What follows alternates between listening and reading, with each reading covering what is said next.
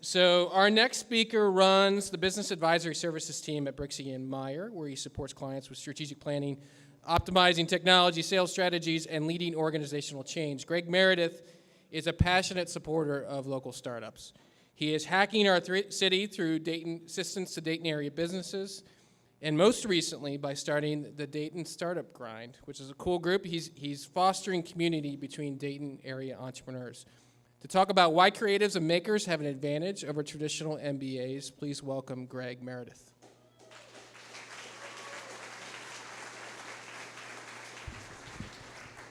So in the early 1900s, the U.S. had an economy that was based on what would be called an industrial economy. We had a scarcity problem, scarcity of goods. In the 50s, it transitioned to having a scarcity of desires. And so the consumer economy was born. And recently, we have experienced another transition. And we've gone from the consumer economy to the creator economy.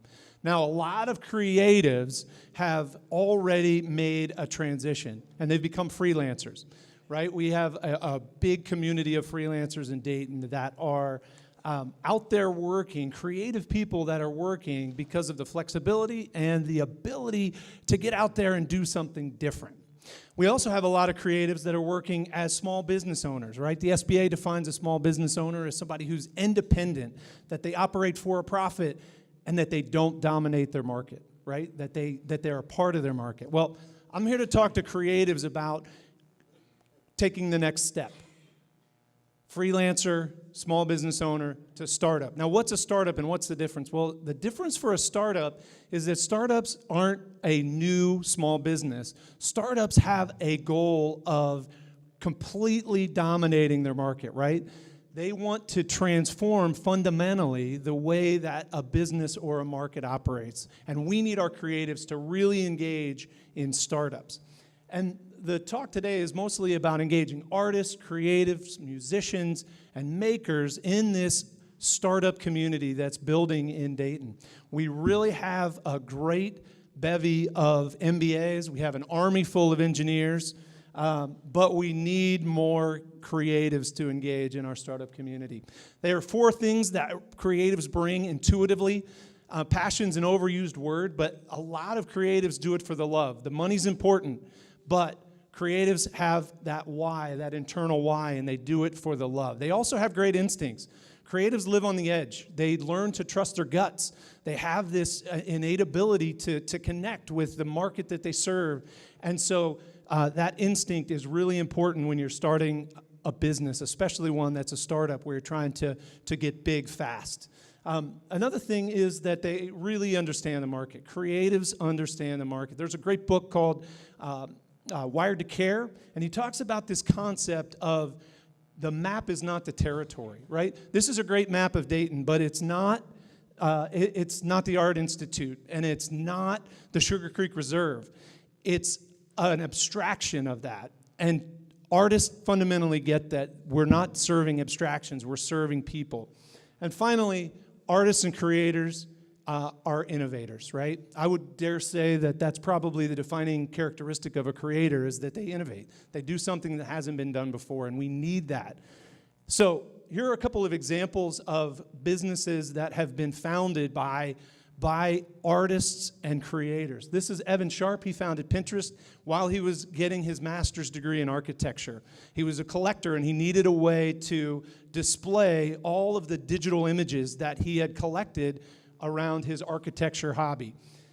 This is Rashmi Sinha. She was a psychologist. She's a PhD, and she needed a way to share all of the information that she had gathered in a way that works. And so she created SlideShare so that everyone can put their presentations like this online and share with a broader community. This is Derek Sivers. Derek was a musician and a circus clown. So all of you circus clowns out there, you have no excuse not to get involved in the startup community because Derek did it. He founded a company called CD Baby.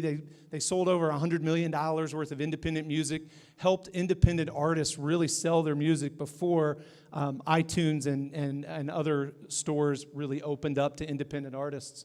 And then Chad Hurley was a fine arts major and went on to found YouTube. He changed the world with YouTube, right? And he also shocked his parents that, hey, I had a fine arts degree and it paid off, right? It was a really good thing. And so it can pay off for you too, creatives. This can happen. This is the founder of a really important company. And he was in New Orleans, and he was trying to set up a concert, right? His name's Perry, and Perry Chen was trying to set up a concert with some DJs, but he was an electronic musician, couldn't get it done, and he was really frustrated by that. Well, he moved to New York City, and he met this guy. This guy's name is Yancey, and Yancey and Perry really worked on this idea of how do we match up people that might want to go to a concert with people that are willing to pay for that concert to make sure they come to town. And so together they were able to form a company called Kickstarter. And those two guys got together and really solved a problem that they knew very, very well. So they founded Kickstarter. It took them about 4 years. So 4 years after the idea, they started working on it. 4 years later, they were able to launch Kickstarter. So 8 years from 2001 to 2009 to bring it to market. And as you guys know, most of you are aware of what Kickstarter does, but these are just some of the projects that are happening in Dayton. So all over the world, Kickstarter is helping people launch creative endeavors, business endeavors, and really solve problems of how do we get money for the things that we want to do.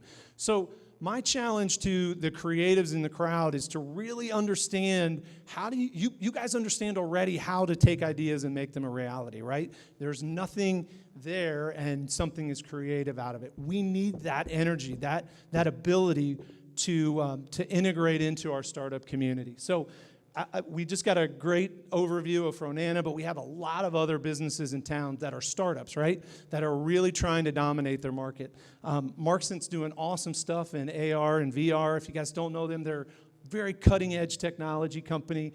Crush is doing some incredible things and really pouring dollars into the community. So if you're interested, there are ways to connect. One of the best ways is to start at the Hitchhiker's Guide to Dayton Tech and Startups.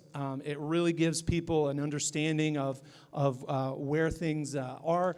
The Startup Grind is the event that I lead on a monthly basis. It's a great chance for entrepreneurs and startup leaders to connect with one another and learn. And then there's some great stuff happening at the Entrepreneur Center. Thank you guys for your time.